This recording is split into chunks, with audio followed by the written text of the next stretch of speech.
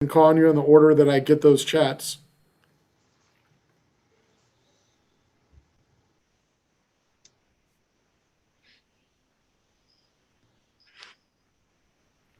Testing your technology. Jake Curtis, you're first.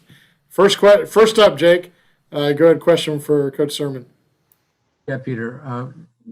How is it different coaching now for preparing for this season as opposed to what it would be if it were a regular, typical season? Well, Jake, I think it's more about the difference in preparation time that we've had as a staff, and I think the 10 practices we lost in spring ball, and then a little bit of that, some of those younger players that the spring was going to be a big evaluation tool for them. So it's really just the abbreviated time we've had together as a staff and with the defense. That's we're trying to be a little more mindful of what we're putting in, the level of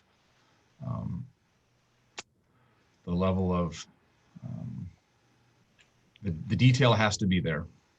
But with 25 practices and a shorter season, we're having to be really smart with what we're detailing out and what we're asking the kids to get done in the last, in the first 2 weeks of camp. Safe to say a little less sophisticated?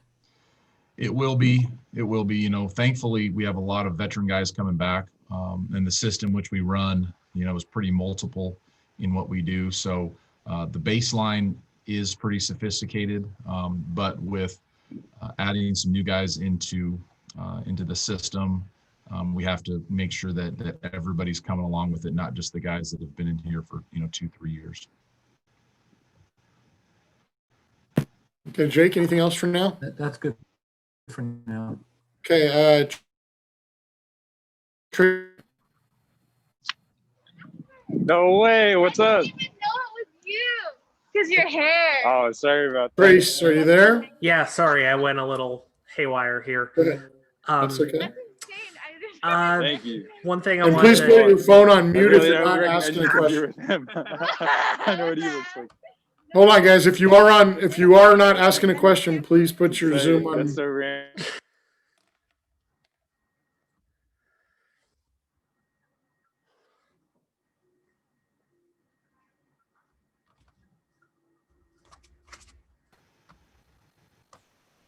Trace, we're missing you. We're going to skip you for now. Lorenzo, Yeah, are you ready? Just move on. I'll come back. Okay, Lorenzo, are you ready? Yes, Go sir. for it. Hopefully you can hear me okay. Yep. Can you guys hear me okay? Yes. Okay, Yes. perfect. So, Coach, so 2 practices in, but what newcomers have stood out so far during these 2 practices? Lorenzo, we're having a little problem with your question, and also we're just one practice in. They're working out later today, but go ahead if you're ready again. Okay, if not, we'll move on to Rusty Simmons. Yeah, Coach, I'll just ask a super general question about kind of your expectations for the defense this season. Oh, the expectations of the defense is continuing to improve. I think we've played really hard in the past, and I think the expectation is we'll continue to do that. As guys have been in the system, you expect that standard not to change and the skill level to continue to get better. I think consistently we can get after the quarterback, a little bit better and impact the throw game a little bit, and then we have to continue to stress takeaways. And then the other one I was going to ask, Coach, is about Elijah Hicks. Obviously, we've seen what he does on the field, but I was going to ask you also about him off the field and kind of how he's using his platform, what you think about what he's doing right now. Elijah is a great representative of what Cal football is and what it can be. As a player, he's a very talented player. As a teammate in the locker room, people respect him. He's respected by other people. He is a guy that his work ethic is the barometer of our players on defense. I'll talk to some young guys, and they'll tell me, "Hey, Coach, I've been working out with Elijah," which is instant credibility of, as him as the barometer, as a gold standard. When guys are working out with him, that knows, the guys know, and the staff knows that what type of work they're doing and how they're handling themselves. Thank you. Okay, Jackson Moore from 24/7.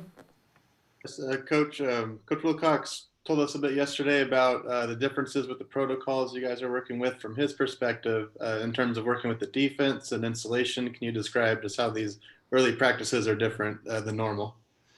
Yeah, I mean, it's, once they get, in the concourse. So right now we're having our position meetings outdoors, essentially in the concourse. So we have a lot of meeting rooms adjacent to one another.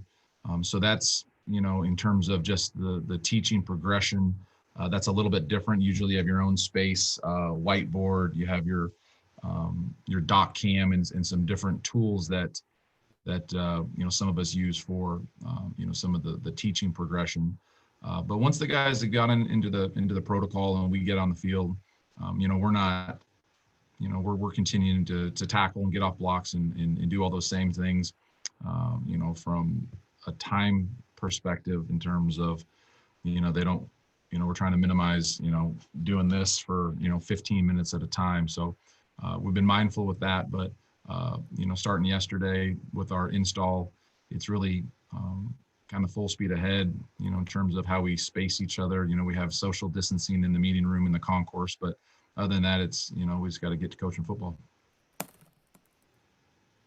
Thank you. Okay, David Bush from Bear Insider. Hi, Coach. I just wonder, Tevin Paul's leaving was kind of a surprise. Now, does that would that cause you to shift any people to different positions? Will somebody else suddenly take a more prominent role? Well, we have a lot of guys that are playing that outside linebacker position. Some guys that we're excited about their development. Cam Good has been a consistent performer, a lot of big plays. I know statistically he played well last year, and he's a guy that can rush the quarterback, play in space. He's continuing to improve, playing on the line of scrimmage is that 6'9" technique. Braxton Croto is a player that we know works extremely hard. He is developed physically. He is a very conscientious player in terms of in the weight room. He knows exactly what he's doing. He's gotten bigger and stronger, and Braxton's have the opportunity for some increased opportunities for sure. And just one other thing, in the spring, we talked a lot about that new hybrid position, safety, outside linebacker. Given the limited practice time you have, are you going to be able to implement that as much as you wanted to? Probably not as much as we wanted to, David. It's, for instance, we had, we're on the field for about an hour and 15 minutes, I think, yesterday. So just the lack of reps, we're not going to be able to get everything that we wanted to get in. Again, so not only are we modifying some of the personnel groupings, we're also modifying some of the install volume. So the things that we know need to be in, we're spending a lot of time on that. And then with the modified schedule in terms of opponents, there were things that we carried specifically for certain opponents. So some of those things with just the North, in the North continuing to take shape with a couple new offensive coordinators, new head coach.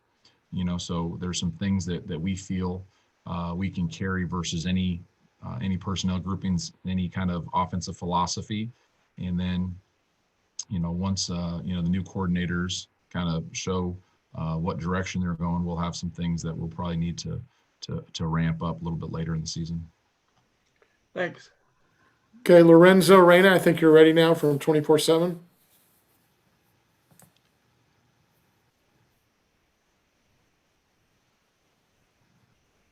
Lorenzo, we can't hear you if you're talking.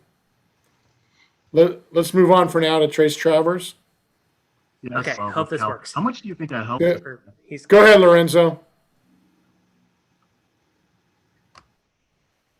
Lorenzo, go ahead. Coach, can you hear me now?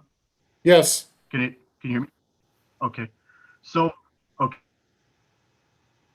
You know what, Lorenzo? We're gonna have to move on. Sorry, Trace Travers next. Okay, hope this works. You guys have a fairly young defensive line right now. There are So four true Deontay freshmen that Johnson is make back up. for another. Go ahead, Trace. I'm gonna Four, chat. I'm four a, true freshmen who make up half of your defensive line scholarship players. How do you kind of get those guys acclimated as quickly as you're going to have to this year? Yeah, that's Coach AB's got a huge a challenge ahead of him, but we feel good about some of the skills they're bringing in, especially those the young guys have great size, and we're going to be able to develop them. In these settings, they're going to have to develop in different spacings and odd and even spacings, but at the same time, we're going to have to try to create as much consistency. When we're teaching them what they need to do in odd, what they need to do in even. And a lot of our defense is going to be predicated on the development of those younger defensive linemen. So, like I said, we've been real mindful with what we've installed yesterday, and we're adding a little bit of that today. And we have some different spacings down, and we're going to see how those young guys, first of all, physically, what they're capable of, and then mentally as we get more installation is, what's going to be the limiting factor for them? Is it going to be just the effort and being in shape, or is the limiting factor going to be, if we put too much defense in, we're going to see a stunt in their production. So AB, I think, is as fine a D-line coach in America. So we're going to lean heavily on him, on his development, and then his input on how much more we put on those young players and what we think they're capable of holding. Okay, we've got time for a couple more. Jake Curtis, question for Coach. Yeah, Coach. The loss of Luke, how does that affect things? Might Brett Johnson be able to play two positions there, or what might you do? Yeah, Luke was very instrumental. He played multiple positions for us, was a very consistent performer.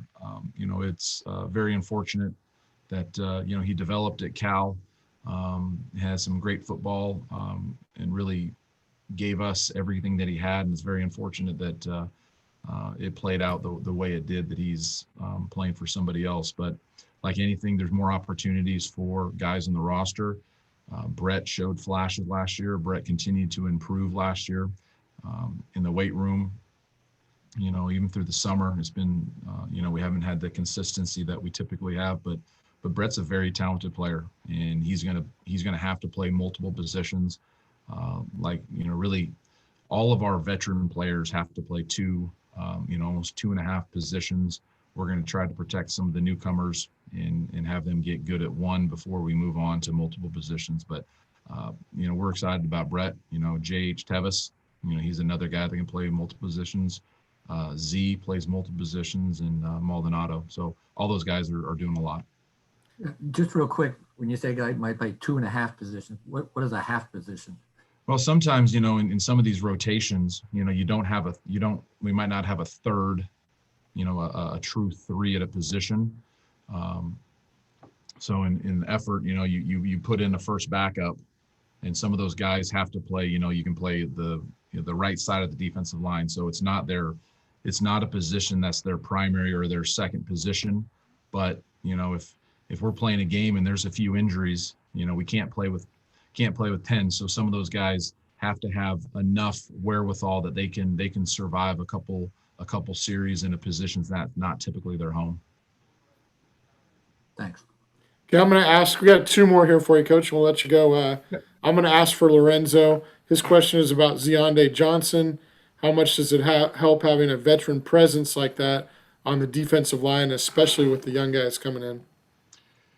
Yeah, I mean, it's Z is a veteran and he's talented. So the veteran thing is something that we really appreciate as a coaching staff. But what gets us really excited is talent, and he's a talented player.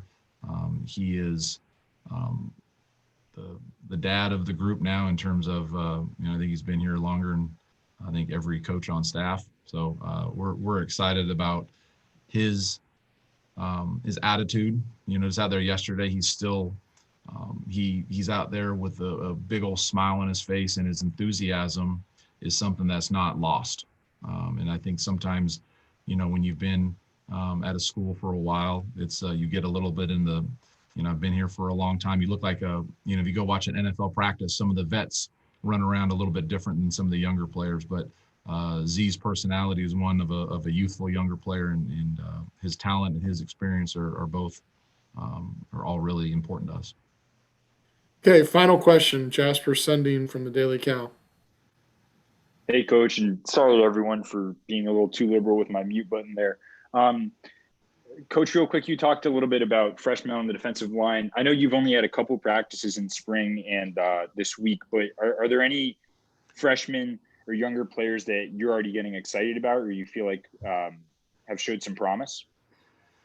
Well, I know that's we always want to talk about the newcomers, but I am holding judgment on all these new players. Like I said, there's some of them were here for spring, for 4 practices, but that was unfortunately a long time ago. So especially the position more specifically on the defensive line, that's a position that when the pads come on, it's a lot easier for those guys to exhibit what they can do and where some of their deficiencies are. So I'm going to hold judgment for some of those newcomers and give you a more thorough and mindful answer as we get a little bit later in camp.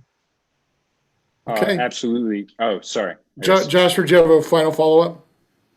Just real short, Coach. What are you excited most about this season after returning, or for this season after returning to practice? I'm most excited about the continued trajectory of Cal football. We have good players. We're recruiting our tails off.